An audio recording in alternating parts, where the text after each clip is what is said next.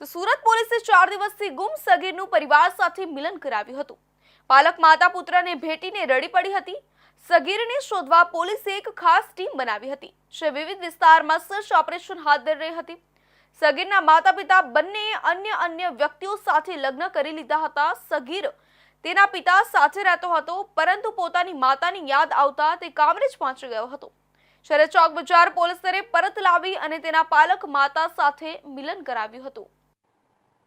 ઈદનો પર્વ સુરત શહેરની ચોક બજાર પોલીસ અને એક મુસ્લિમ પરિવાર માટે આશીર્વાદ બની હતી। 28 માર્ચ 2025ના રોજ 14 વર્ષીય સગીર ઘરેથી પરિજનોને કહ્યા વગર જતો રહ્યો હતો, જે મોડે સુધી પરત ઘરે ન આવતા પરિવાર ચિંતામાં મુકાયો હતો અને ચોક બજાર પોલીસ સ્ટેશનમાં જાણ કરી હતી। ઘટનાની ગંભીરતાને લઈને પોલીસે જુદી જુદી ટીમો બનાવી સગીરને શોધવાની તજવીજ હાથ ધરી હતી। જેમાં 31 માર્ચને ઈદના દિવસે સગીર મળી આવતા પોલીસે પરિવાર સાથે મિલન કરાવ્યું હતું। આ સમયે ગુમ પુત્ર હેમખેમ મળી આવતા પાલક માતા પોલીસ સ્ટેશનમાં જ પુત્રને ભેટીને રડી પડતા લાગણીસભર ભાવુક દ્રશ્યો સર્જાયા હતા। 4 દિવસ પહેલા 14 વર્ષીય સગીર અચાનક ગુમ થઈ જતા પરિવારજનો ખૂબ ગભરાઈ ગયા હતા। સગીર ન મળતા પરિવારે સુરત પોલીસ મથકે પહોંચી ફરિયાદ નોંધાવી હતી। આ સાથે પરિવારે બાળક શોધી આપનારને 50,000 રૂપિયાનું ઇનામ આપવાની પણ જાહેરાત કરી હતી।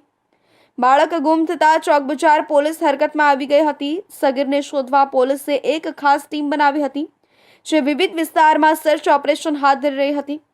પોલીસ દ્વારા સીસીટીવી ફૂટેજની તપાસ કરવામાં આવી, જેની મદદથી 4 દિવસ બાદ આ ગુમ થયેલા સગીર મળી આવ્યો હતો। આ સગીર હેમખેમ કામરેજ નજીક મળ્યો હતો। પોલીસ ત્યાં પહોંચી ત્યારે જાણવા મળ્યું કે સગીર પોતાની માતાને મળવા પગપાળા કામરેજ પહોંચ્યો હતો। ત્યાં તેની માતાએ તેને પોતાના જ ઘરે રાખી લીધો હતો। સગીરના માતા-પિતા બંને અન્ય વ્યક્તિઓ સાથે લગ્ન કરી લીધા હતા। સગીર તેના પિતા સાથે રહેતો હતો, પરંતુ પોતાની માતાની યાદ આવતા તે કામરેજ પહોંચી ગયો હતો। જ્યારે ચોક બજાર પોલીસ તેને પરત લાવી અને તેના પાલક માતા સાથે મિલન કરાવ્યું, ત્યારે પોલીસ મથકમાં ભાવુક દ્રશ્યો સર્જાયા હતા। માતા અને બાળક એકબીજાને ચહેરા પર હાથ ફેરવી રડવા લાગ્યા હતા। આ સમયે ત્યાં હાજર પોલીસ અધિકારીઓની પણ આંખો ભીની થઈ ગઈ હતી।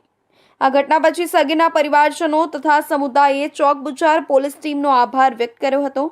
તેઓએ કહ્યું કે પોલીસે જે રીતે ગંભીરતાપૂર્વક આ કેસને હેન્ડલ કર્યો અને અમારા બાળકને પરત લાવ્યું, તે માટે અમે હંમેશા ઋણી રહીશું।